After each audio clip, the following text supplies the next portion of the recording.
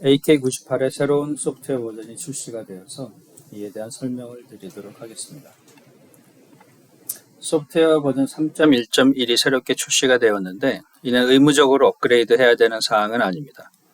그러나 현재 우리가 진행하고 있는 FA2018-040을 진행할 때 3.1.0 대신 3.1.1을 설치할 것을 권장하고 있습니다. AK98의 하드웨어는 세 가지 버전이 있죠.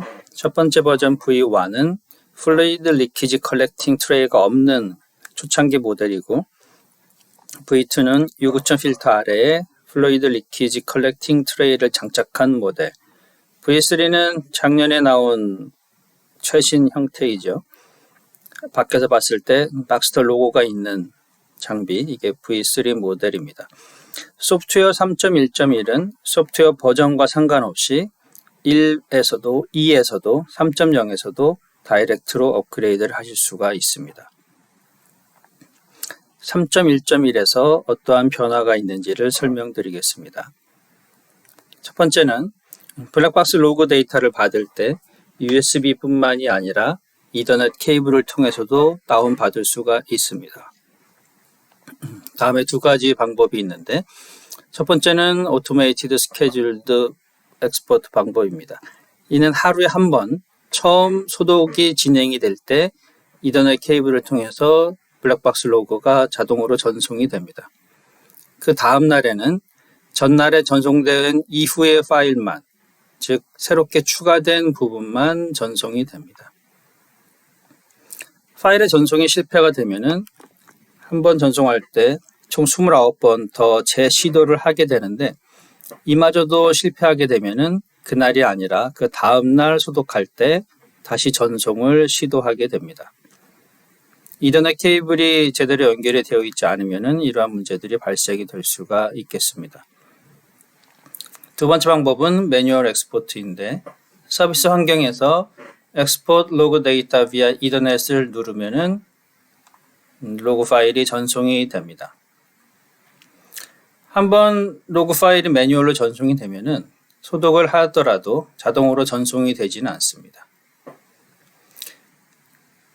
이더넷을 통해서 로그 파일을 받기 위해서 다음에 세 가지 프리셋 항목이 추가가 되었는데, 14-6은 로그 트랜스퍼 인스톨드, 디폴트는 not installed로 되어 있고요.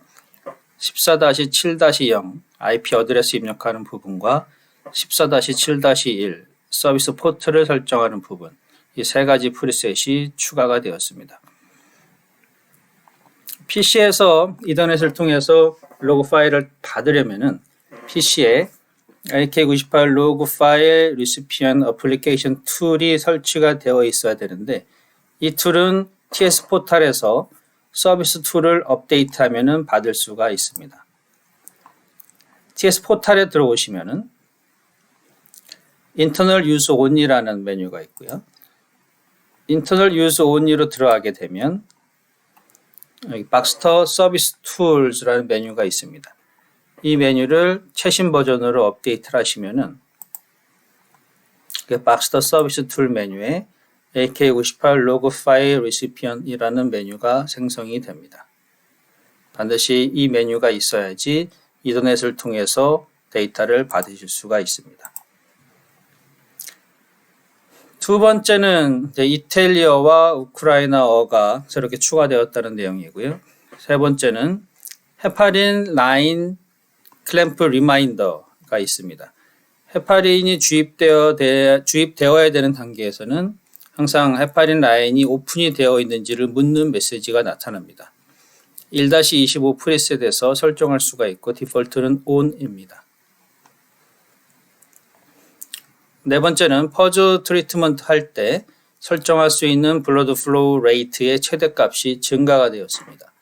이전 버전에서는 혈류 속도를 설정할 수 있는 최대값의 25%까지 퍼즈 트리트먼트 할 때 블러드 펌프 속도를 설정할 수가 있었는데, 3.1.1에서는 최대 35%까지 설정하는 것으로 범위가 증가되었습니다.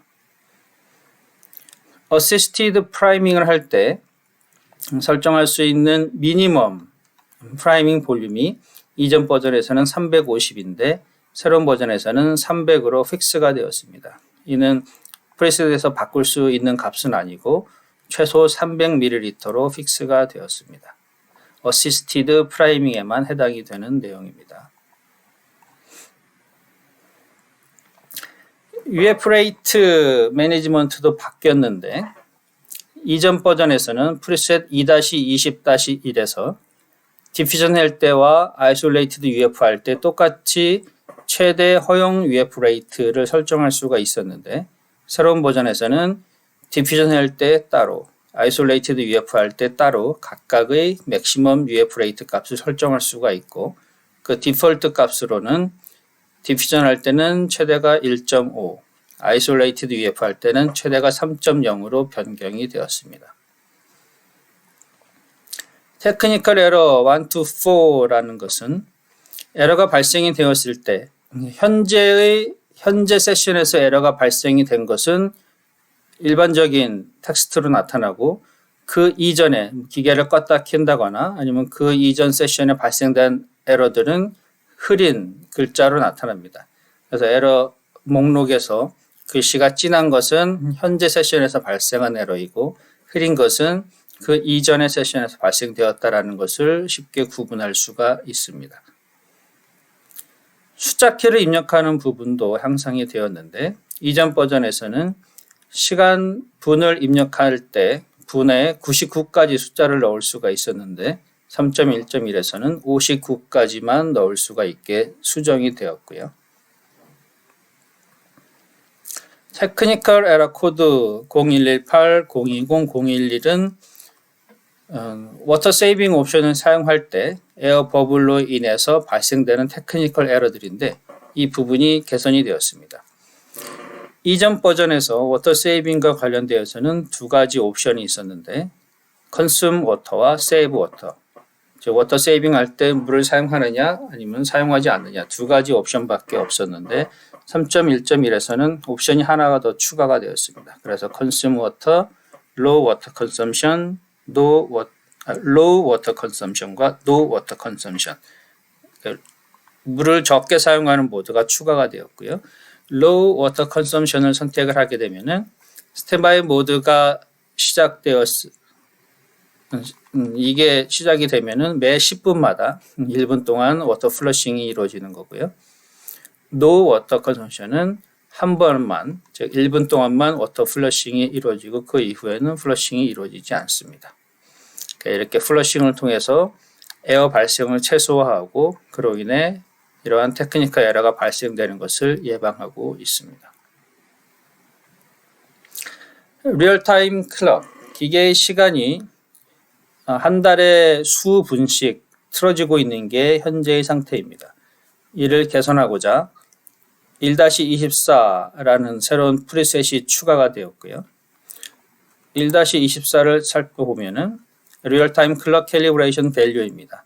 0에서 127까지 설정을 할 수가 있고 디폴트는 91이 되어 있는데 2를 올리면은 한 달에 2.5초가 느려지고 2를 내리면은 한 달에 2.5초가 빨라집니다.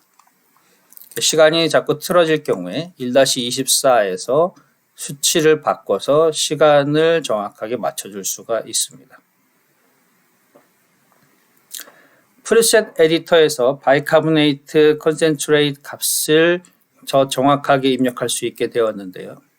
무슨 말이냐면은 프리셋 에디터를 통해서 또는 다른 기계에서 임포트하는 경우에 리퀴드 바이카보네이트 또는 바이카트와 관련된 값들이 잘못 저장되는 경우가 있었는데 이러한 문제들이 3.1.1에서는 모두 해결이 되었습니다. 12번째는 HPG, 디가싱, PD 이 세 개의 웻 프레셔 트랜스더들의 캘리브레이션 코에피션트 저장하는 방법이 개선이 되었습니다. 그 다음에 이제 소프트웨어 인스톨레이션 할 때 그 프로시저가 소프트웨어와 함께 제공이 되는 거고요. 이거는 잠시 뒤에 한번 같이 보도록 하겠습니다. 3.1.1은 기존의 3.1.0에서 사용하던 오퍼레이터 매뉴얼, 서비스 매뉴얼, 에러 코드 리스트, 로깅 리스트를 동일하게 사용할 수가 있습니다. 그러니까 프리셋만 달라졌고 다른 것은 동일하기 때문에 모두 같이 사용하시면 됩니다. 소프트웨어 업그레이드 하는 방법을 간략히 소개해 드리도록 하겠습니다.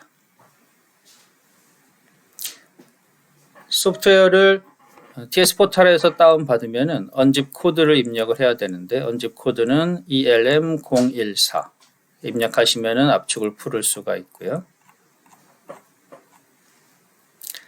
압축을 푼 파일을 USB의 루트 폴더에 이런 식으로 저장을 해 두어야 됩니다. 어느 서브 폴더로 들어가면 안 되고요. 반드시 루트에 위치를 시켜야 됩니다.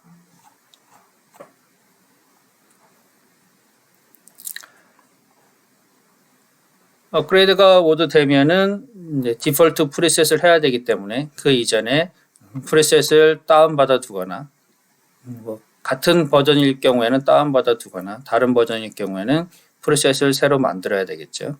3.1.1에서는 3.1.0에 없던 새로운 프리셋들이 있으니까 프리셋을 처음은 새로 작성하기를 권장을 합니다.